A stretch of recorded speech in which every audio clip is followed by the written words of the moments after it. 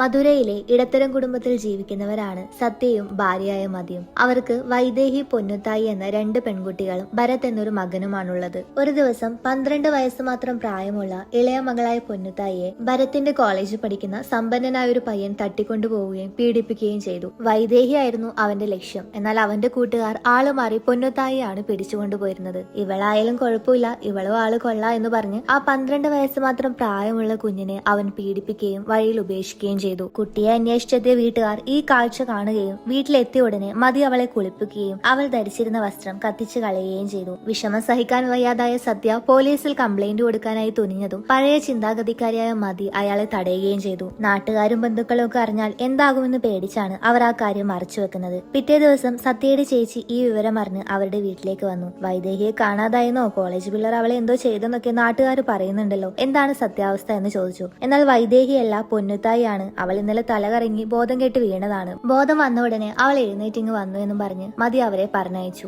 എന്നാൽ പോലീസിൽ കേസ് കൊടുക്കാൻ പറ്റാതായ ഭരത്തിന് നല്ല സങ്കടവും ദേഷ്യവും കൊണ്ട് തന്നെ അവന്റെ കൂട്ടുകാരുടെ സഹായത്തോടെ ഇത് ചെയ്ത പയ്യനെ കണ്ടെത്തുകയും അവനെ ഇടിച്ച് ഇനി മേലാൽ ഒരു പെണ്ണിനോട് ഇങ്ങനെ ചെയ്തതെന്ന് പറഞ്ഞ് കത്തി കൊണ്ട് അവന്റെ ജനനേന്ദ്രിയം തന്നെ മുറിച്ചു കളഞ്ഞു. എന്നാൽ ഇതേ നേരം പൊന്നുത്തായിക്ക് ഇങ്ങനെ സംഭവിച്ചതുകൊണ്ട് തന്നെ അവളുടെ ജീവിതം അവസാനിച്ചെന്നും അതുകൊണ്ട് കുടുംബത്തിന്റെ അഭിമാനം രക്ഷിക്കാൻ അവളെ കൊന്നുകളയാമെന്നായിരുന്നു മതി പറയുന്നത്. അങ്ങനെ പിറ്റേ ദിവസം പൊന്നുത്തായും വൈദേഹിയും കൂട്ടി അവർ സ്ഥിരമായി പോകാറുള്ള മലയുടെ മുകളിലുള്ള അമ്പലത്തിലേക്ക് കൊണ്ടുപോയി. ആദ്യമൊക്കെ അവിടെ പോകുന്ന സമയത്ത് പൊന്നുത്തായി ആകാശത്തേക്ക് ചൂണ്ടിക്കാട്ടി അവൾ അച്ഛനോട് എനിക്കും കൽപ്പന ചൗളയെ പോലെ പറക്കണമെന്ന് പറയുമായിരുന്നു. സത്യ ആണെങ്കിൽ അവളെ എടുത്ത് പറക്കുന്നത് പോലെ വട്ടം ചുറ്റിക്കുമായിരുന്നു. ഇന്നും പതിവ് പോലെ സത്യ അവളെയും കൂട്ടി ആ മലമുകളിലേക്ക് പോയി. നടന്നതൊക്കെ മോളൊരു ദുസ്വപ്നമായി കണ്ട് മറക്കണമെന്നും മോൾക്ക് ഇനി ഒരുപാട് ഉയരങ്ങളിലേക്ക് പോകാനുണ്ട്, അച്ഛൻ എന്നും കൂടെ ഉണ്ടാവുമെന്നും പറഞ്ഞ് അവളെ എപ്പോഴും എടുത്ത് കറക്കാറുള്ളത് പോലെ വട്ടം കറക്കി. എന്നാൽ അതേ നേരം മതി അവരുടെ അടുത്തേക്ക് വരികയും സത്യയോടും വൈദേഹിയോടും നടക്കാനായി പറഞ്ഞ് പൊന്നുത്തായിയുടെ അടുത്തായി നിന്നു. ആ ഒരു നിമിഷം അവളുടെ മനസ്സിലേക്ക് ഒരുപാട് കാര്യങ്ങൾ കടന്നുപോയി. കുടുംബത്തിന്റെ മാനം, നല്ല പേര്, ഇതൊക്കെ വീട്ടിലെ പെണ്ണുങ്ങളുടെ കയ്യിലാണെന്നും അത് കൈമോശം വന്നു കഴിഞ്ഞാൽ അവർക്ക് ജീവിക്കാൻ അർഹതയില്ലെന്നും ചിന്തിച്ചുകൊണ്ട് പൊന്നുത്തായിയെ ആ പാറയുടെ മുകളിൽ നിന്ന് താഴേക്ക് തള്ളിയിട്ടു.